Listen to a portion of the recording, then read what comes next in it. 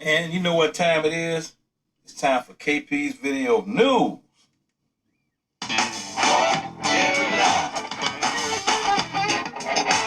KP's Video News, y'all. KP's Video News, y'all. That's right, folks. It's time for KP's Video News, y'all.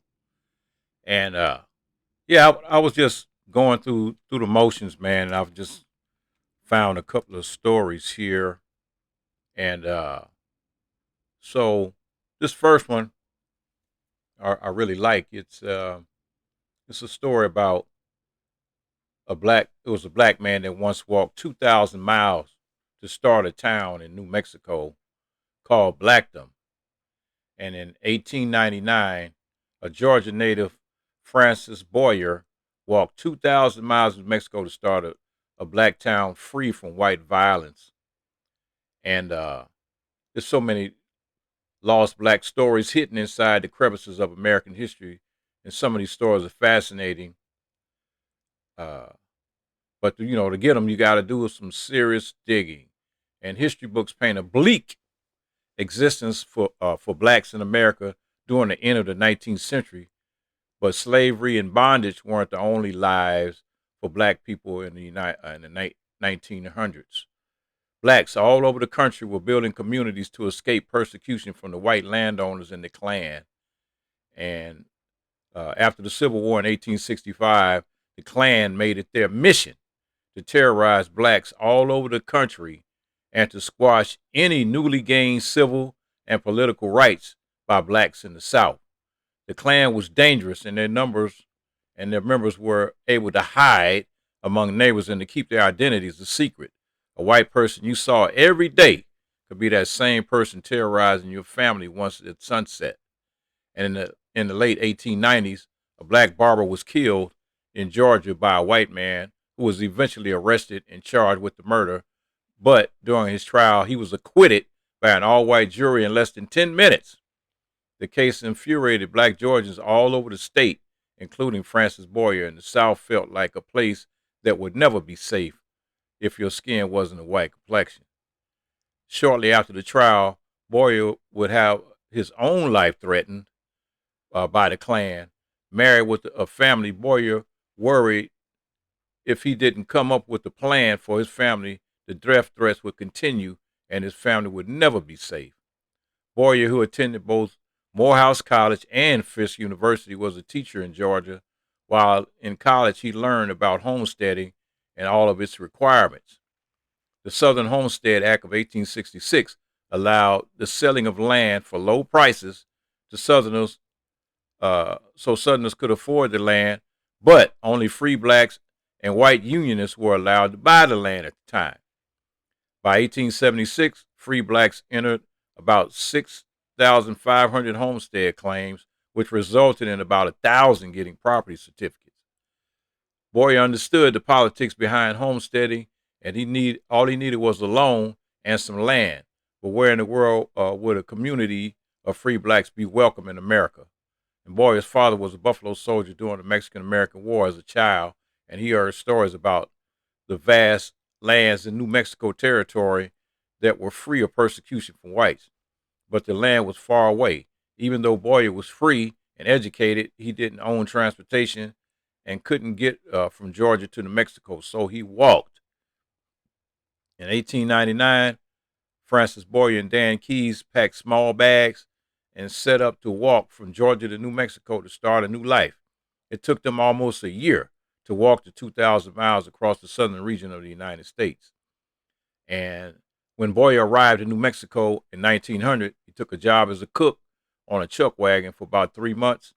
He then worked as a ranch hand, and a year later, was sent for his family. They settled on a nearby neighborhood called Roswell, but the plan was to start their own town. In 1903, Boyer and 12 other black homesteaders would create Blackdom Townsite Company with the idea of creating a self-sustaining community free of white persecution. Boyer and his family offered housing for newcomers. They put out ads in newspapers all over the country and promoted the free living from blacks. His family also made education a priority among the town dynamics. Blackdom established a church that was the home of the town's community school. By 1908, Blackdom had become a popular black town with 300 residents. Local businesses, a newspaper, black homesteaders in the 1900s were pioneers for their period, but they were still they still weren't given access to desirable land. Instead, they were made to do with the deserts of New Mexico until Mother Nature had her way, and the town of Blackdom would find its growth stunted by the drought of 1916. And by the late 1920s, the town of Blackdom was no more, and most of the residents had deserted the town in search of better lands to cultivate. And even though Blackdom was considered a failure, it's truly a testament to the fortitude of black people during a time of contesting turmoil and terror. Stories like these are rarely told in the history books, but paint a different picture of black American history, one that shows us we were much more than property to white slave owners. Now, all that remains from the town of Blackdom is a plaque on the side of the highway, but its legacy should never be forgotten. Amazing. It's an amazing story. And that's New Mexico. But in the next state over, in Oklahoma, so the state where black people are most likely to be killed by police. And this is a study. This is a study and a survey that was just recently done. And it said if you had to guess which state was the most dangerous for black people, you might not say Oklahoma. For a good 15, 20 states. However, a recent article points the research done that shows that from 1980 to 2019, the Sooner State was a place where a black person was most likely to lose their lives at the hand of the police. Less than 8% of Oklahoma's population is black, according to the 2019 census. Despite the paltry population, black bodies make up 6 out of 10 police homicides. And the executive director of Oklahoma Black Lives Chapter, Reverend Shin Dickerson, had this to say about uh, the deadly police, how deadly the police have been to our people. Dixon says that a year before George Floyd's murder gripped the nation in May in 2019, a similar incident occurred in Oklahoma involving Derek Scott, 42, which was arrested on the ground with an officer's knee on his neck. Mr. Scott was saying, "I cannot breathe," and he did not make it to the hospital for treatment. And said Dickinson, officers involved were not criminally charged. It sounds like the Department of Justice needs to swoop through Oklahoma and investigate them after they're done digging through the racist trash up in Salt Lake City, Utah. You got a bunch of crap going on in this country, man. So they had a man who spent decades in prison. This is the next story. Gets $6 million. $6 million after the jury finds a detective made up the evidence. So the man who spent more than 2 decades behind bars after the detective fabricated evidence in the murder case against him was awarded relief Wednesday after he was awarded $6 million in damages by a federal jury. The jury found that former Durham police detective Darrell Dowdy faked evidence in the botched investigation that put Darrell Howard behind bars on double murder and arson charges in the 1991 killing of Doris Washington and her teenage daughter. Howard was exonerated when a judge vacated his convictions in 2016 on the basis of police and prosecutorial misconduct, and the $6 million awarded on Wednesday stemmed from a 2017 federal civil lawsuit Howard had filed that blamed Dowdy and others for their role in the wrongful conviction. Responding to the verdict, Howard was disappointed that he was awarded damages that fell so short of the $48 million he requested, but I'm happy about the verdict, but I'm kind of upset about the damages, he said. Just imagine, 23 years he stayed in prison, and he got awarded $6 million, so he did win the case. So, next story, you got a Tennessee court that grants a new trial for a black man after an all-white jury deliberated in rooms with Confederate symbols. A black man whose fate was decided by an all-white jury will receive a new trial after Tennessee's criminal appeals court ruling. Tim Gilbert was sentenced in June 2020 to 6 years in prison for aggravated assault and other charges connected to a 2018 altercation. But Gilbert and his attorney argued the symbols on display in the Giles County Courthouse, the jury's racial makeup, and specific evidence violated his right for a fair trial. Unbeknownst to Gilbert or his attorney at the time of the trial, the jury considered whether Gilbert was innocent or guilty in a room where an antique Confederate flag and a portrait of a Confederate President Jefferson Davis hung on the wall. So the room, decorated with other related memorabilia, is also named for the United Daughters of the Confederacy, the organization founded in the 1890s in Nashville to memorialize Civil War ancestors and memorials. The ruling issued Friday found Gilbert's defense provided enough evidence to show how a jury could be influenced while deliberating in such a room, while also making it clear Tennessee's attorneys didn't adequately respond to the allegations. In conjunction with this issue regarding the jury's deliberation room, the appeals court found the trial court allowed a statement that should not have been otherwise admissible.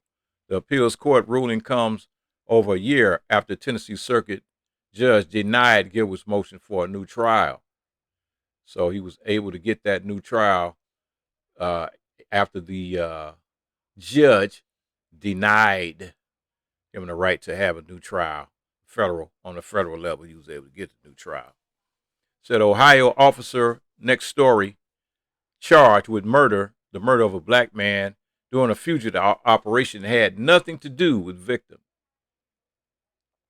So a former sheriff's deputy was charged with the shooting death of an Ohio man who was allegedly walking into his Columbus home on December 4th, 2020. Relatives say Casey Goodson Jr., 23, was carrying a bag of sandwiches while opening the door to his grandmother's house at the time he was shot. Goodson was shot in his back and buttocks, the coroner stated.